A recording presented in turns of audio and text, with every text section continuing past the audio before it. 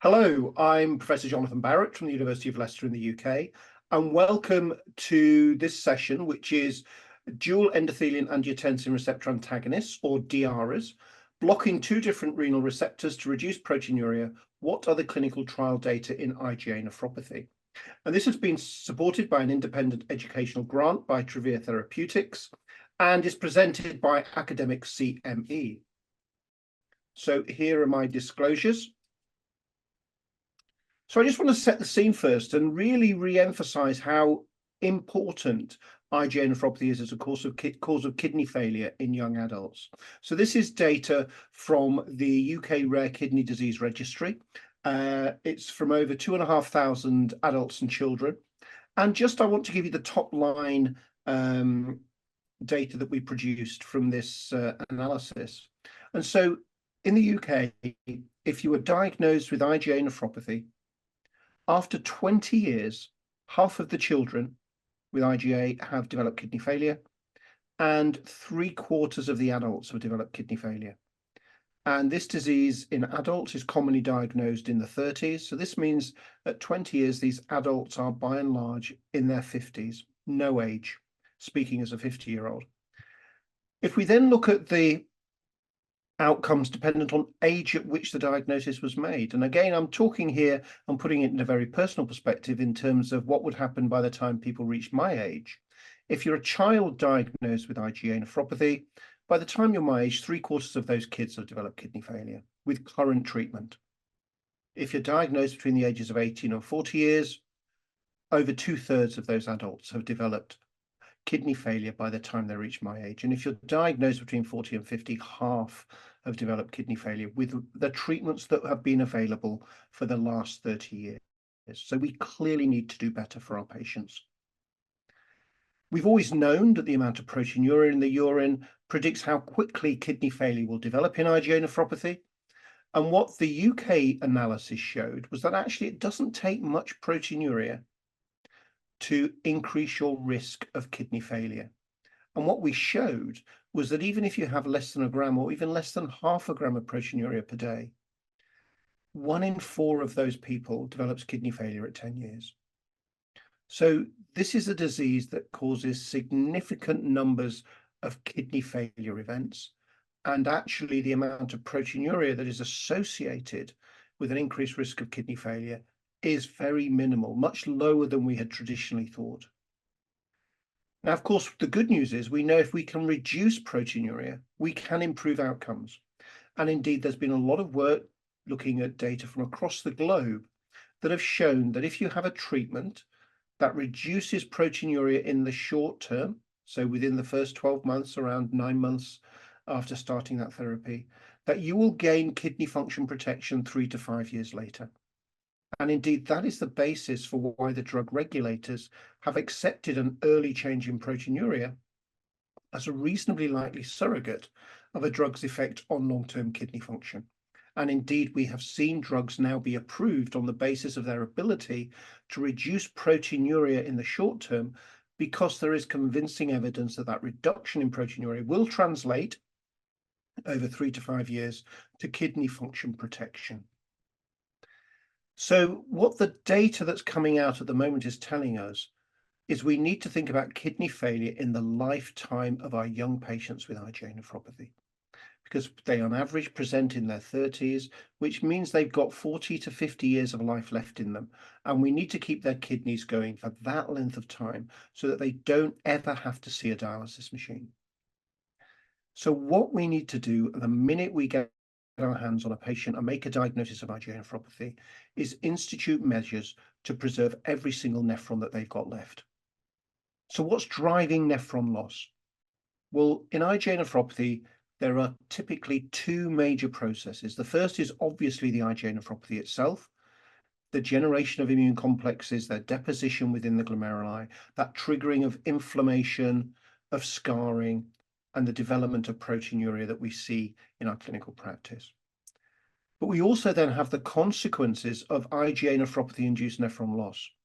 all the changes that we see happening in all forms of chronic kidney disease, the development of systemic hypertension and the effect of that on the kidneys, the impact of glomerular hypertension and hyperfiltration, the impact of proteinuria on the tubular interstitium, driving interstitial inflammation and tubular atrophy.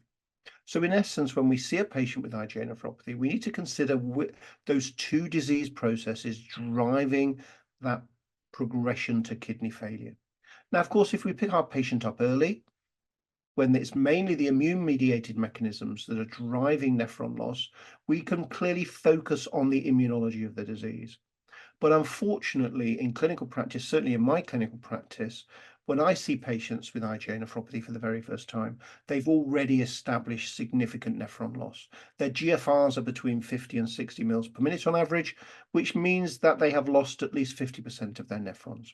So I absolutely need to think, of course, about the immunology of the disease and how I switch off immune complex formation, but also how I preserve those remaining nephrons and interrupt all those maladaptive responses that we see that are common across all forms of progressive chronic kidney disease. So what are our options? How do we approach that patient who's just sat opposite us with a new diagnosis of IgA nephropathy? Well, of course, we need to address those immune-mediated drivers of IgA nephropathy, and simultaneously, we absolutely need to address those drivers of progressive CKD that we see that are common to all forms of progressive kidney disease. And so if I break this up in a little bit more granularity, if we think about the immune drivers, we need to switch off pathogenic IgA production, and we need to switch off any inflammation that's occurring within the glomerulus. And when we think about those generic drivers in those remaining nephrons that are under much more pressure, having to work harder, we need to manage the consequences of that. Those processes. We need to control systemic blood pressure. We need to reduce glomerular hyperfiltration and the impact of proteinuria on the tubular interstitium. And we need to protect against cardiovascular risk. And what I'm going to do in the remainder of my talk is really concentrate on how we can address those general downstream consequences of IgA nephropathy-induced nephron loss, because the majority, if not all of our patients, by the time we get to see them with a new diagnosis, have established nephron loss, and these processes are in full swing, and we need to be proactive and aggressive about how we get these under control to prevent kidney failure in the lifetime of our patients. And so where were we in 2021 when we put together the KDIGO guidelines? Well, here you can see that actually what we came up with was that we needed to focus our efforts on reducing proteinuria by controlling blood pressure, by maximally inhibiting the renin-angiotensin system, by offering lifestyle modification, and by addressing cardiovascular risk. That was where we had the strongest evidence base to slow progression of kidney failure in IgA nephropathy. But is it enough? Had we really achieved what we wanted to do with the drugs we had available at the time? Well, we had lifestyle modification and we had renin-angiotensin system inhibitors. Is that enough to manage these consequences of IgA-induced nephron loss?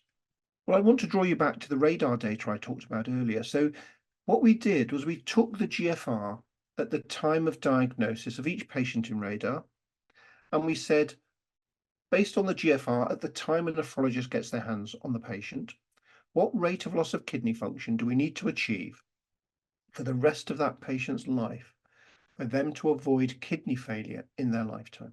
And so when we look at people, as an example, diagnosed between the ages of 18 and 30 years, it is only when we get below 1 mil per minute per year for the rest of that patient's life do we get anywhere close to preventing kidney failure in the majority of patients with IgA nephropathy. That tells you the goal that we have in terms of what our therapeutic maneuvers must achieve in that patient for them to avoid having to see a dialysis machine in their lifetime. And that's a pretty tall order. So how have we been doing? Well, let's look first at the best study we have of optimized supportive care in IgA nephropathy. And supportive care is the term we use to describe all those interventions that are designed to control those generic downstream consequences of nephron loss: lifestyle modification, dietary sodium restriction, blood pressure control, renin-angiotensin system inhibition. And so if we look at the Stop IgA study and we see what they could achieve with a really intensive intervention, all focused on supportive care optimization, what we see is that the average rate of loss of kidney function in the study was 2.68 mils per minute per year, and when patients came out of the study was 3.15 mils per minute per year. And from the radar data, what that tells me is that virtually every single one of those patients, even with the best optimized supportive care we could deliver at the time, will end up on dialysis in their lifetime. Is this an unusual result, or do we see this in other studies? Well, let's look at the testing study. The testing study here, we're going to look at the placebo arm. To get into the testing study, the patients needed to be on optimized supportive care, and they were then randomized to either continue optimized supportive care or an intervention with systemic steroids. I'm not going to talk about the steroids. I'm going to talk about what optimized supportive care delivered. Now, this study was predominantly in Chinese people. The majority were Asian. And so this shows the approach, the effectiveness of this approach in an Asian population. The STOP IgA population were all Caucasian Europeans. What did we see? Well, in the placebo arm of the testing study, the rate of loss of kidney function was between 4.76 mils per minute per year and 4.94 mils per minute per year. What does that mean if we look back at the radar data? What that means absolutely with all surety is that every single patient managed with optimized supportive care in the testing study will develop kidney failure in their lifetime if that rate of loss of kidney function were to continue. The same is true of the placebo arm for the NefIgArd study that evaluated the impact of Nefecon in IgA nephropathy. And here we saw the rate of loss of kidney function in the placebo-treated arm, so the patients who were on optimized supportive care, was 4.59 mils per minute per year. Again, every single one of those patients will be on dialysis in their lifetime if they continue with that rate of loss of kidney function. What about the impact of SGLT2 inhibitors? These are another way of optimizing those or managing those maladaptive responses that occur in response to nephron loss. We have data now from the DAPA-CKD trial and the EMPA-Kidney trial. And I just want to look at those in the context of what we've been talking about in terms of lifetime risk of kidney failure. So if we look at the DAPA-CKD trial particularly, and the IgA nephropathy cohort therein, we can see that in the placebo arm of DAPA-CKD, the rate of loss of kidney function in the placebo-treated arm, so optimized supportive care for the time, was minus 4.7 mils per minute per year. Every single one of those patients will end up on dialysis in their lifetime. What was the impact of adding an SGLT2 inhibitor in this study? Well, the average rate of loss of kidney function with an SGLT2 inhibitor on top of a renin-angiotensin system inhibitor was 3.5 mils per minute per year. Every single one of those patients on dapagliflozin and a RAS inhibitor on what we now might regard as optimized supportive care with IgA nephropathy will end up on dialysis in their lifetime if they were to continue with that rate of loss of kidney function for the rest of their life, and we could not add additional therapies. And so when we think about what we have to offer our patients, we are not getting close to preventing kidney failure in the lifetime of our patients with the currently available drugs to modify those generic CKD pathways that occur in response to nephron loss. This is where we now have a new option, which is to think about how we might interrupt the endothelin system in the kidney, which there is increasing evidence plays a very important role in mediating many of those maladaptive responses that we are trying to address with RAS inhibition, with SGLT2 inhibition. The endothelin system has many, many different impacts in different organ systems, but is particularly important in the kidney and in the progression of chronic kidney disease.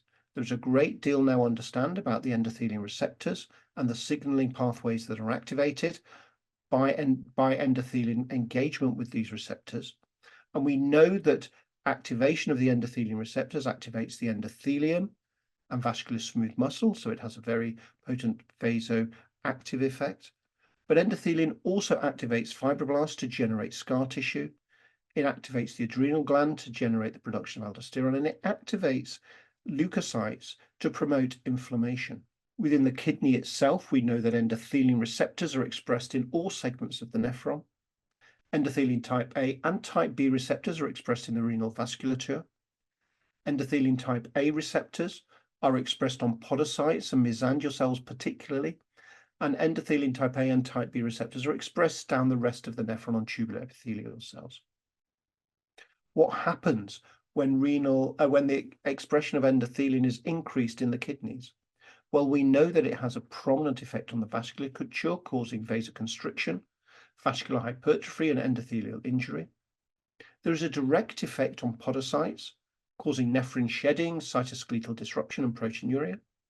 There are effects on the renal tubule, promoting tubular interstitial fibrosis, but also effect on the mesangium in terms of driving mesangial proliferation and matrix accumulation, and an impact on the inflammatory cell infiltrate, promoting inflammation. All aspects that seem very sensible that we would want to inhibit in IgA nephropathy. And so when we put this in the context of what we know about the renin-angiotensin system, we can see that endothelin augments each of the deleterious effects of angiotensin II in terms of driving progressive kidney loss, both within the glomerulus and the tubular interstitium. And we know that interrupting the angiotensin system brings benefits to patients with kidney disease, and in particular IgA nephropathy, but it's not enough. I've shown you data that shows that even with maximal renin-angiotensin system blockade, patients are still progressing and ending up on dialysis. So what might be the value of combining angiotensin inhibition with inhibition of the endothelin system? This is something that has been the focus of recent clinical studies, and one of the drugs that has been looked at that is a novel agent that combines both the ability to block the renin-angiotensin system and the endothelin system is a drug called sparsentan, which is a dual endothelin angiotensin receptor antagonist, or DEARA. The sparsentan molecule has regions with affinity for both the endothelin type A receptor and the angiotensin type 1 receptor, and combined individually to either receptor to inhibit signaling of either angiotensin II or endothelin 1. Sparsentan doesn't bind to both receptors simultaneously. It binds to one or the other. But when the patient is receiving sparsentan, there's clearly enough sparsentan to block both simultaneously. And so the impact of sparsentan, the addition of endothelin receptor antagonist on top of renin-angiotensin system blockade, has been evaluated in the global phase 3 PROTECT trial. This trial is completed now, and the data on the early change in proteinuria has been published, and the data on the long-term effect on GFR over 2 years has also been published, and I'll talk you through that data over the next few minutes. So just to go through the study design of the PROTECT study. So patients were eligible for the study if they had continued proteinuria above 1 gram per 24 hours, despite being on a maximal dose of a renin-angiotensin system blocker. And particularly, they had to be on a minimum of half the maximal label dose. So these patients were identified as being at high risk of progression. They were recruited into the study, and then after randomization, the patients stopped their standard RAS inhibitor and were randomized to either irbesartan at 150 milligrams per day or sparsentan at 200 milligrams per day. And then very rapidly, that dose was increased to the maximal dose, which was 400 milligrams of sparsentan or 300 milligrams of irbesartan. And patients were followed out up until week 114, and the endpoints that were looked at were the change in proteinuria at weeks 36 and the rate of change in GFR over week 52 and 104 weeks. Now, the interesting thing about this study is, unlike any other study in IgA nephropathy, the comparator to sparsentan was an active comparator. It wasn't a placebo. It wasn't a situation where we have accepted that a physician has said the patient is on a maximal tolerated dose of a RAS inhibitor. The RAS inhibitor was proactively up-titrated to the maximal dose. And therefore, we are truly comparing the impact of endothelin receptor antagonism on top of maximal renin-angiotensin system blockade. And so what did we find? Well, we found that the addition of endothelin receptor antagonism led to a highly significant reduction in proteinuria above what could be achieved by maximally inhibiting the renin-angiotensin system with irbesartan. We saw that this was a rapid effect occurring almost within the first 4 to 6 weeks completely, and then was able to be maintained over the full 2 years of the study. We saw that increased reduction in proteinuria translated through to a protection in kidney function, with a slower rate of loss of kidney function in those treated with sparsentan compared to those treated with irbesartan. So what we can see here is that adding endothelin receptor antagonism on top of renin-angiotensin system blockade improves the ability to reduce proteinuria, and that improved ability to reduce proteinuria clearly translated to better kidney function protection. We saw a reduction in the frequency of the composite kidney failure endpoint in this trial, which the composite kidney failure endpoint was a 40% reduction in GFR, end-stage kidney disease or all-cause mortality. And importantly, the drug was well tolerated. The major adverse events that were of note were hypotension. This drug does reduce blood pressure. That's something you need to be aware of. That was the major thing that actually came out of the study in terms of things we need to think about when using this drug in clinical practice. So what we have now in our armory for managing those downstream consequences of nephron loss in IgA nephropathy is lifestyle modification. We can choose renin-angiotensin system blockade.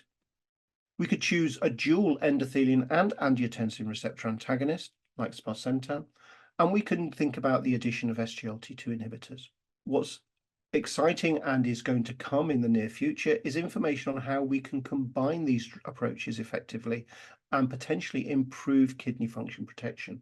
And in particular, I'm thinking here about combining endothelin receptor antagonism alongside SGLT2 inhibitor with renin-angiotensin system blockade. And so we have the Spartacus trial, which is currently recruiting, which is looking at the impact of combining sparsentan with SGLT2 inhibition. Now, what we can see in terms of how I present this data is that it looks very linear in terms of the fact that dual endothelin angiotensin receptor antagonists simply deal with those downstream consequences of nephron loss. They deal with the hemodynamic consequences. They deal with that impact of proteinuria in the tubular interstitium. But actually, there's a lot of preclinical data to suggest that blocking the endothelin system, as I said, could have important effects on reducing the inflammation that we see in IgA nephropathy, particularly inflammation within the glomerulus. There's evidence from preclinical studies that endothelin-1 increases levels of markers of glomerular inflammation, that endothelin-1 causes mesangial cells to proliferate, causes them to contract, and causes them to increase extracellular matrix production, and that endothelin-1 works very closely communicating between podocytes and endothelial cells, passing on and promoting damage within the glomerulus in response to immune complex deposition. And also that endothelin-1 and the endothelin type A receptor influences the formation and maintenance of the glycocalyx on the endothelial cells, which is important in maintaining that perm-selective barrier of the glomerular basement membrane. And so thinking about these other effects of endothelin receptor antagonism, how might we tease out how these are operating in response to sparsentan, for instance? Well, we have a study called the SPARTAN trial, which is looking specifically at how dual endothelin and angiotensin receptor antagonists preserves kidney function in patients with IgA nephropathy. It's an interesting trial. It's an experimental medicine study. It's a small study devoted to looking at biomarkers of response to treatment. It's taking patients at the beginning of the diagnosis, so straight after biopsy, who are renin-angiotensin system blockade naive, and immediately starting them on sparsentan, up titrating to 400 milligrams as per the PROTECT study, and then following for the same length of period. So essentially, This is looking at de novo use of sparsentan in new cases of IgA nephropathy. As I say, it's very biomarker heavy. And so we are looking at measured GFR, we are looking at total body water, we're looking at repeat kidney biopsies, and we're looking at renal and cardiac MRIs, and a lot of urine and serum biomarkers to really help us understand what the addition of endothelin receptor blockade adds to the protection we see in patients with IgA nephropathy. And we've seen the first results coming out, and what you can see here is that if we use sparsentan as a de novo treatment to manage patients with IgA nephropathy, then we are getting an up to 80% reduction in proteinuria at week 36. We are starting to see some of the biomarker data coming through. And so I think what this is showing us and what it shows us of the potential is a better understanding of how combining endothelin receptor antagonism with renin-angiotensin system blockade is going to benefit our patients, which pathways it's targeting, and how this is going to add value in the long term to protecting our patients against future kidney function loss. So I'm going to finish here. I've shown you the rationale for endothelin receptor blockade in addition to renin-angiotensin system blockade. I've shown you the potential ways that this could benefit in terms of the pathophysiology. And I've shown you the clinical trial data, really confirming that adding an endothelin receptor antagonist on top of a renin-angiotensin system blocker in the form of sparsentan improves kidney outcomes. And if you watch this space and you come and listen to me perhaps in a year's time, I'll be able to give you precise information about how this drug is achieving this from a very biochemical point of view in terms of what is actually happening within the kidney tissue itself. So thank you for listening, and I look forward to connecting with you in the future. Bye-bye.